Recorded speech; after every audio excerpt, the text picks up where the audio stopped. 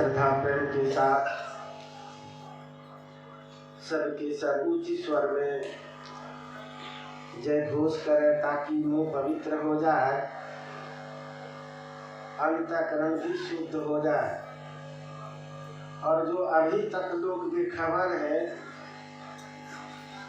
साल के अंतिम समय में इस तरह का कार्यक्रम हो रहा है, जो सुनते थे अंत भला तो सर्व भला, लेकिन अभी तक भी अगर लोगों को पता नहीं चला हो तो सब कोई ऊंची स्वर में जय घोष से सबको खबर भी पहुंचा दे।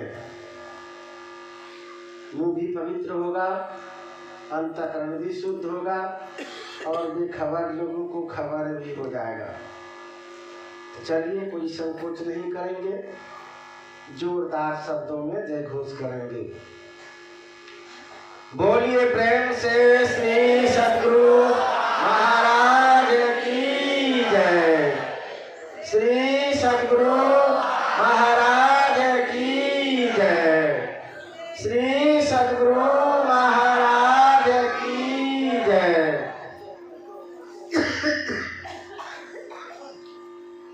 चलिए, अब शांत होकर के कुछ देर प्रसंग को सुन लीजिए, जो भगवान राम त्रेता युग में हम मानवों का परम कल्याण हो जो उपदेश किए थे, और वह भगवान राम का उपदेश आज भी ताजा है इस पवित्र ग्रंथ रामायण के सप्तम सोपान उत्तर कांड में। और इसी भगवान राम के उपदेश को अभी पाठ के क्रम में सुनाया गया है। और सुन रहे थे मनुष्य की कितनी बड़ाई, बड़े भाग मानुष तन पावा, सुर दुर्लभ सब ग्रंथ ही गावा। सुर का अर्थ होता है देवता। जो देखिए, भगवान राम कह रहे थे कि जो मनुष्य शरीर हम लोग प्राप्त किए हैं, ये मनुष्य शरीर देवता लोगों को भी नसीब नहीं है, उनको भी बड़े भाग से सुलभ हुआ है। तब भगवान राम कह रहे, कोई और नहीं कह रहे, माँ बहने ध्यान यहाँ रखिए, भाई बंधु ध्यान यहाँ रखिए, कोई और नहीं बना बना के हम लोग कहने सो बात। पवित्र ग्रंथ रामायण में जो भगवान राम का उपदेश है, वही पाठ के क्रम में सुने और उसी को हम लोग दोहरा रहे हैं। तो जरा विचार कीजिए, प्रभु की सृष्टि में तो 84 लाख जोनियां हैं, लेकिन भगवान केवल मनुष्य शरीर की बड़ाई की और शरीर की क्यों नहीं? जब भगवान ही सबको पैदा किए, उपजाए और मनुष्य का इतना कीमत दे रहे हैं, तो एक ही विशेषता है मनुष्य में, जिसके चलते मनुष्य को श्रेष्ठ बता रहे। कीट पतंग चील चमगादड़ सांप गोदड़ कुत्ता बिल्ली चिड़िया मैना, ये जो भी है, ये साधना नहीं कर सकते, ध्यान इससे संभव नहीं है। और मनुष्य गुरु से युक्ति जान करके साधना करके अपने इस मनुष्य जीवन का महत्व बढ़ा सकते हैं। यही अंतर है अन्य पशु पक्षी की पतंग और मनुष्य में। ये अंतर है कि मनुष्य ज्ञान में श्रेष्ठ है। अगर मनुष्य में ज्ञान नहीं हो, कुत्ता बिल्ली की तरह ही जीवन पार करे तब विशेषता किस बात की? ब्रह्मानंद स्वामी जी महाराज कहते, खाना पीना सो जाना सब काम है पशु समाना, क्यों मनुष्य देहधारी, हरि भजन करो सुखकारी।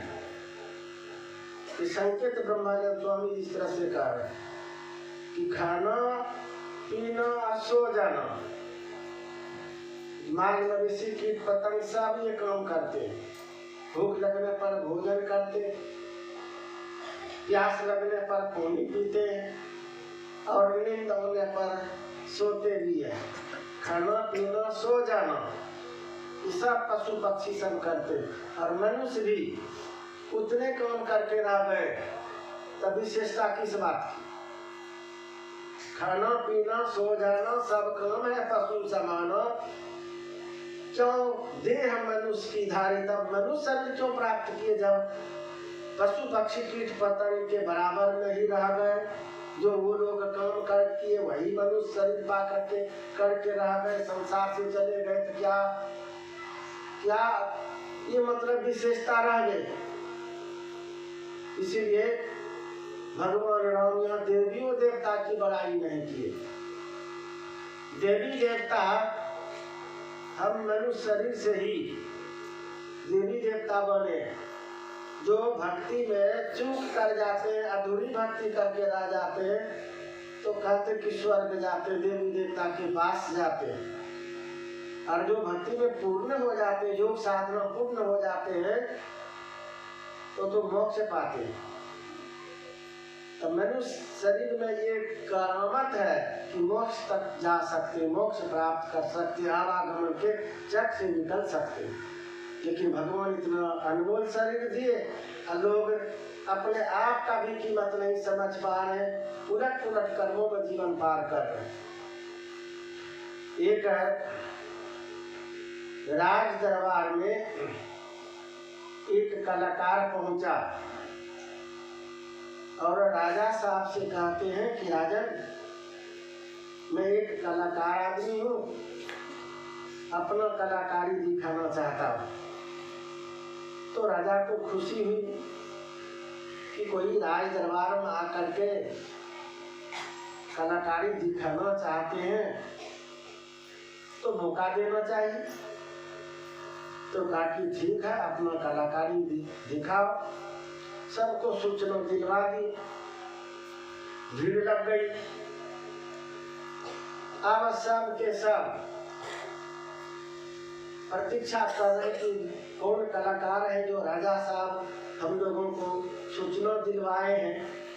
लगता है कि कोई अद्भुत कलाकार होंगे, लेकिन वो कलाकार को कहाँ रखे, कब लाएंगे हम लोगों के बीच में। तब तक उस कलाकार को लाया गया। जब लाया वहां, तो जानते हैं वो कलाकार का इतना सुंदर रूप था, इतना सुंदर रूप देख करके लोग मुग्ध हो गए। इतना सुंदर रूप था जो देख करके लोग मुग्ध हो गए। वैसा सुंदरता कभी मनुष्य में देखा ही नहीं। रूप पर मुग्ध हो गए, अभी तो कलाकारी देखे ही नहीं, सुने ही नहीं है, रूप पर मुग्ध हो गए। जब वो कलाकार अपना कलाकारी शुरू किए, सुरीली आवाज में जब वो गाने लगा, तो सब के सब झूमने लगे। एक भगवान तो उनका सुंदर रूप भी भगवान दिए थे और आवाज भी उसी तरह से सुरीली आवाज दिए थे। जब गाना प्रारंभ किए तो सब के सब झूमने लग गए, यहाँ तक राजा भी झूमने लग गए। वाह वाह, सब कोई कह रहे कितना सुंदर रूप, जितना सुंदर रूप उसी तरह की आवाज। सब कोई भगवान पर भगवान पर आश्चर्य कर रहे कि प्रभु आप प्रभु इतना सुंदर रूप देते हैं और इतना सुरीली आवाज, ये तो गजब अद्भुत आज व्यक्ति है और अद्भुत इनमें कलाकारी है। राजा साहब खुश होकर के मंत्री से कहा कि मंत्री ऐसा कलाकार न आज तक मैं देखा और न सुना, ये तो सबसे विलक्षण है, सबको मुक्त कर दिया। मंत्री उनको बहुत इनाम दिया जाए। मंत्री उठा कुर्सी पर से और अपने पांव का जूता खोल करके और उस कलाकार को 10-20 जूता जमा दिया। जब 10-20 जूता जमा दिया तो सब जितने वहां दर्शक लोग थे सबको गुस्सा हो गया मंत्री के ऊपर। बताइए तो इनका क्या जा रहा था? तो सबको मुक्त कर दिए, राजा साहब भी मुक्त हो गए और राजा साहब अपने से खुश होकर के कहा कि मंत्री उनको इनाम दिया जाए, तो कितना मूर्ख है ये, इनाम नहीं दे करके 10-20 जूता जमा दिया। अब सारे लोगों को गुस्सा हो गया मंत्री के ऊपर, तो उस कलाकार को गुस्सा नहीं हुआ होगा जो इतने भीड़ में उनकी बेइज्जती की गई। वो तो पूरा क्रोध में आ गया कि अब जी करके क्या करें। राजा साहब के समक्ष इतने लोगों के बीच में, इतने प्रजा लोगों के बीच में आज मेरी भारी बेइज्जती हुई है जो आज तक जीवन में इस तरह की बेइज्जती नहीं हुई थी। तब जी करके क्या करें, लेकिन मरने के पहले मंत्री को भी हम नमस्कार करके ही रहेंगे। अब मंत्री के पीछे ही पड़ गए। शाम में मंत्री जब अपने घर गया तो कलाकार मंत्री के पीछे पड़ गया था और मंत्री जब घर गया तो घर में अपनी पत्नी से वो कह रहा था, कलाकार गेट के बगल में छुपा हुआ था और दांत झप कर रहा था कि इस अवस्था में वो मंत्री कैसे उनका सफाया किया था। तो बगल में छुपा हुआ था और उधर मंत्री अपनी पत्नी से कह रहा है कि जानती हो आज राज दरबार में एक बहुत सुंदर कलाकार आया था, देख करके लोग मुग्ध हो गए, इतना सुंदर रूप था, भगवान इतना सुंदर रूप दिए थे कि रूप देख करके ही लोग मुग्ध हो गए। और जानती हो जब वो कलाकारी प्रारंभ किया, गाना शुरू किया तो इतनी सुरीली आवाज में वो गाया कि सब के सब झूमने लग गए। राजा साहब भी झूमने लग गए। उनकी पत्नी कहती है तब तो आप भी झूमने लग गए होंगे, ताकि जब सब झूम रहे थे हम नहीं झूमते। तो कहा कि क्या हुआ, इसके बाद क्या हुआ? कहा कि जानती हो राजा साहब बहुत खुश होकर के और कहा कि मंत्री इनको बहुत इनाम दिया जाए। तो मैंने उनकी पत्नी कहती थी इनाम दिए कि नहीं, पत्नी भी खुश हो गई। जब इतनी बढ़ाई तब पत्नी भी खुश हो गई, ताकि तब तो बहुत इनाम दिए होंगे। मंत्री कहते कि पगली इनाम क्या दे, पाँव का जूता खोला 10-20 जूता जमा दिया। अब उनकी पत्नी गुस्सा में आ गई, क्रोध में आ गई कि कैसे आप मंत्री हैं, आप ही बखान करें कितना सुंदर रूप, इतना सुंदर कलाकारी, सब मुक्त हो गए। राजा साहब झूमने लग गए, आप भी झूमने लग गए। राजा साहब इनाम देने के लिए आपको आदेश किए तो पाँव का जूता खोल के 10-20 जूता जमा दिए। ताकि तो क्या करता है, और उधर से सुन रहा था वो कलाकार है, तो क्या करता है। भगवान जिनको इतना सुंदर रूप दिया, इतनी सुरीली आवाज, अब देखो वो मूर्ख फिल्मी ठोकरा था, भगवान का भजन छोड़ करके वो फिल्मी ठोकराता था। तू ही बोल क्या उनको इनाम मिलता। जिनको भगवान इतना सुंदर रूप दिया, भगवान का भजन करता, भजन गाता, योग साधना करता वो फिल्मी दुनिया में पड़ा था। इसलिए मैंने उनको सबक सिखाया, 10-20 जूता जमाया कि मूर्ख भगवान तुमको इसीलिए इतना सुंदर रूप दिए हैं। तो पत्नियों का गुस्सा समाप्त हुआ और उधर उधर जो कलाकार था उनका भी गुस्सा समाप्त हो गया। वो तो मारने के लिए आया था, कटा उधरे फेंक दिया और मंत्री के चरण पर गिर पड़ा। कहते हैं कि हमको क्षमा कर दीजिए, वास्तव में आज मेरी आंख को खोल दिए। जो भगवान इतना सुंदर रूप हमको दिए, मनुष्य का तन दिए, सुंदरता दिए, इतनी सुरीली आवाज दिए, हमको तो भक्त बनना चाहिए था, भजन करना चाहिए था और लोगों को भजन सुना करके आकर्षित करना चाहिए था, लेकिन मूर्खता बस में फिल्मी अपनाया। ठीक आपने हमको इनाम नहीं दे करके सजा दी है, यही हमारा सजा था। तब मंत्री साहब हमको क्षमा कर दीजिए। और उस दिन से वो कलाकार भगवान के भक्त हुए। तो कहने का मतलब था कि भगवान इतना सुंदर रूप दिए हैं सबको, और कर क्या रहे, सत्संग से अलग, ध्यान भजन से अलग, भक्ति से अलग, और क्या क्या खान पान फिल्मी में रात दिन लगे रहते। अब तो बड़का बड़का मोबाइल निकला है ना, सब मैया लोग, भाई बंधु, जितना युवक लोग हैं, युवती लोग, उनका तो उसी में सारा जीवन पार हो जाता है। इतना अश्लील सब घटिया सब गाना सुनने में जीवन पार। बताइए, जिस शरीर की इतनी बड़ाई है, भगवान राम कह रहे हैं, सब कोई संत महापुरुष बखान करते इस मनुष्य शरीर की विशेषता बता रहे हैं, और ये जीवन विषय वासना में खा पा रहे हैं।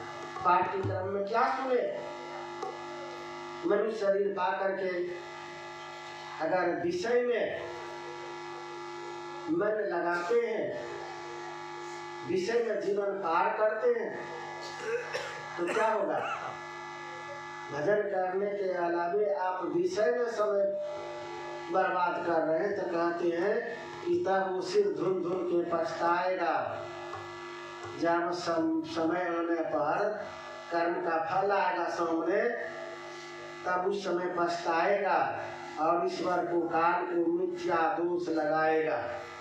आज भी लोग देखते हैं कितने जगह बोलते हैं कि भगवान मेरे ऊपर नाराज है, हमारा समय ठीक नहीं चल रहा है। कितने लोग तो गाते फिरते हैं, सबके बोरियां बेरियां भोला लिखी पढ़ी गेल, हमरे बेरियां कलमियां टूटी गेल। ये झूठ मूठ का भगवान को आरोप लगा रहे हैं, दोष दे रहे हैं।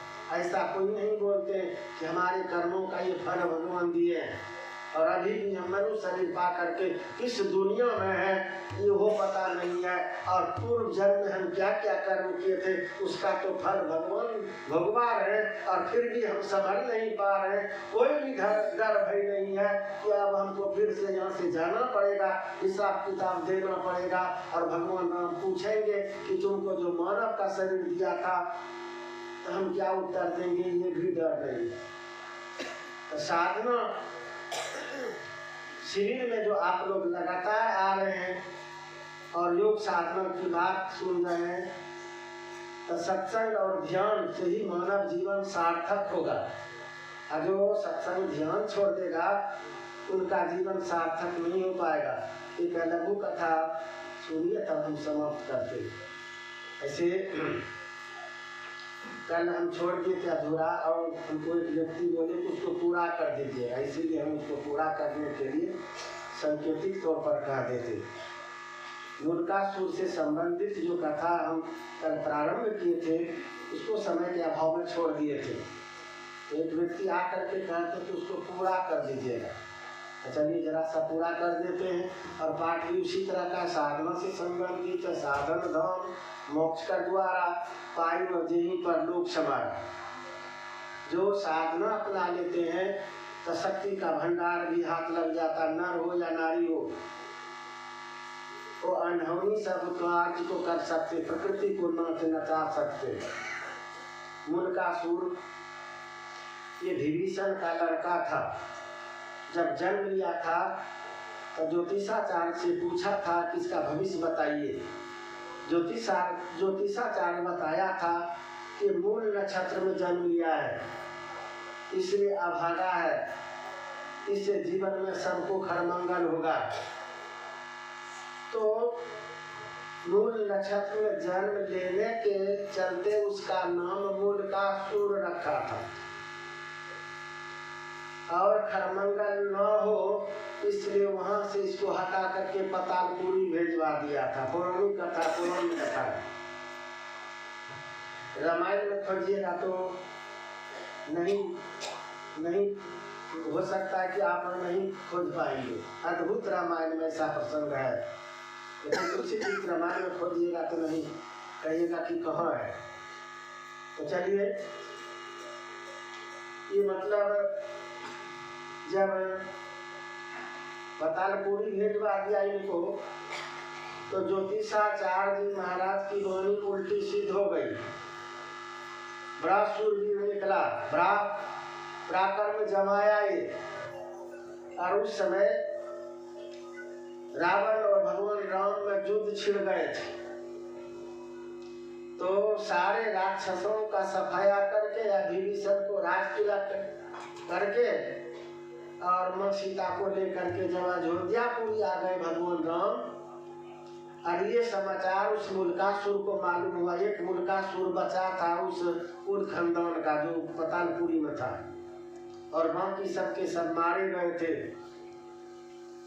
तो उनको जब ये समाचार मालूम हुआ तो उनका भी क्रोध भड़क आया कि विभीषण एक नर का मदद लेकर के और अपने भाई को, भतीजा को, सबको मरवा दिया।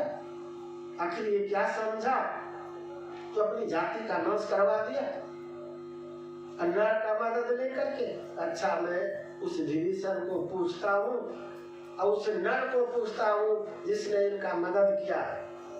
नर से संबंधित यह भगवान राम से है, नर अवतार लिए थे प्रभु, इसलिए नर से संबंधित भगवान राम ही है। तो कहा कि उस नर को मैं देखता हूँ और विभीषण को भी देखता हूँ कि कैसे ये बलशाली बने। वही मूलकासुर चढ़ाई कर दिया था लंका पर, और विभीषण 6 माह ये लड़ते रह गए थे। 6 माह अपने फौज के साथ लहूलुहान हो गया था, घायल हो गया था, अब तक कर रहा था, लेकिन मूलकासुर का बाल बका नहीं कर पाया था। अब जान बचा करके विभीषण भाग करके भगवान राम के शरण में गए। भगवान राम उनका ये बुरी हाल देख करके पूछते हैं कि मित्र, किसने ऐसा तुम्हारा हाल किया? तो सारा का सारा रहस्य बता दिए। भगवान राम को भी गुस्सा हुआ, क्रोध हुआ कि सारे राक्षसों का सफाया कर दिया था, एक बच ही गया था।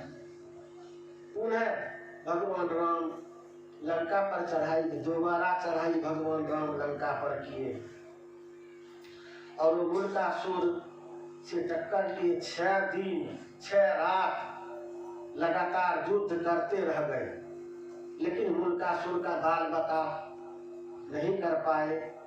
अब समझ सकते हैं कि उसका तन किस धातु से बना था, जो बड़े बड़े भूत को, बड़े बड़े राक्षसों को सफाया कर देते भगवान राम, लेकिन मूलकासुर का बाल बका नहीं कर पाए। 6 दिन 6 रात लगातार युद्ध। भगवान राम नए ढंग का योजना बना रहे थे। उसी समय ब्रह्मा जी प्रकट हुए और कहते, हे राम, जिस मूलकासुर पर विजय प्राप्त करना चाहते हैं वो कोई साधारण शूरवीर नहीं है। वो कठिन तपस्या करके हमसे वर ले लिया है, उसको कोई नर नहीं मार सकते और बंदर भी नहीं मार सकते। तो भगवान राम के सहयोगी सब बंदर और भगवान भी नर के रूप में, तो नर भी नहीं मार सकते और बंदर भी नहीं मार सकते। तो भगवान राम ब्रह्मा जी से पूछते तब उसका नाश कैसे होगा? क्योंकि नारी, कोई नारी शक्ति से ही नाश कर पाएगी, बंदर नाश नहीं कर पाएंगे, क्योंकि वैसा वर है उनके पास में, नर भी नहीं। तो किसी नारी से ही वो नाश हो सकता है जिस नारी में शक्ति हो, साधारण नारी भी नाश नहीं कर पाएगी। तो भगवान राम हनुमान जी को भेज करके माँ सीता को बुलाए। माँ सीता जब पुष्पक विमान पर से नीचे उतर करके भगवान राम के चरणों में स्पर्श किए, प्रणाम किए और अस्त्र शस्त्र नहीं चलाई। अस्त्र शस्त्र से वो मरने वाला नहीं था। तब माँ सीता ध्यान में बैठ गई और ध्यान वो शक्ति है, शक्ति का भंडार है। आप लोग जानते होंगे कपिल मुनि राजा शंकर के 60,000 पुत्र को जला करके भस्म कर दिए थे। वो तो 99 अश्वमेध यज्ञ करने में सफल हो गया था। 100वां अश्वमेध यज्ञ चल रहा था। एक तरफ 100 अश्वमेध यज्ञ का पुण्य और एक ध्यानी पुरुष, उनकी शक्ति देखिए। 60,000 पुत्र जब कपिल मुनि को परेशान कर दिए, तंग कर दिए, एक बार आंख खोला और राजा शंकर के 60,000 पुत्र जल करके भस्म हो गए थे। ये विष्णु पुराण में कथा है। तो ये शक्ति है ध्यान में। मैया सीता ध्यान में बैठ गई और जैसे आंख बंद की ध्यान की शक्ति से वो मूर्खासुर, माँ सीता से वह वर्णन एक शक्ति निकला और मूर्खासुर वहीं जल करके भस्म हो गया। जो भगवान राम भी नाश नहीं कर पाए और ध्यान की वो शक्ति है जो कि माँ सीता उस मूर्खासुर को नाश करने में सक्षम हो गई। इसलिए ध्यान के सामने में संसार की कोई शक्ति नहीं है और कोई अनुष्ठान से वो शक्ति प्राप्त नहीं कर सकते। इसलिए माँ बहने भाई बंधु, ये जो साधना शिविर है वही शक्ति अर्जित करने के लिए, अपना परम कल्याण करने के लिए ही, गोता लगाने के लिए साधना शिविर में भक्त जन आते और भगवान राम यही बात बताए, इसी के लिए शरीर पाए हो बड़े भार मानुष तन पावा, सुर दुर्लभ सब ग्रंथ ही गवा। तो चलिए, कहने के लिए तो बहुत बातें हैं, समय का भी अभाव है। थोड़ा देर आप लोग, क्या नाम है आपका? गौतमानंद। थोड़ा देर उनसे भी सुन लीजिए, बात में आए तो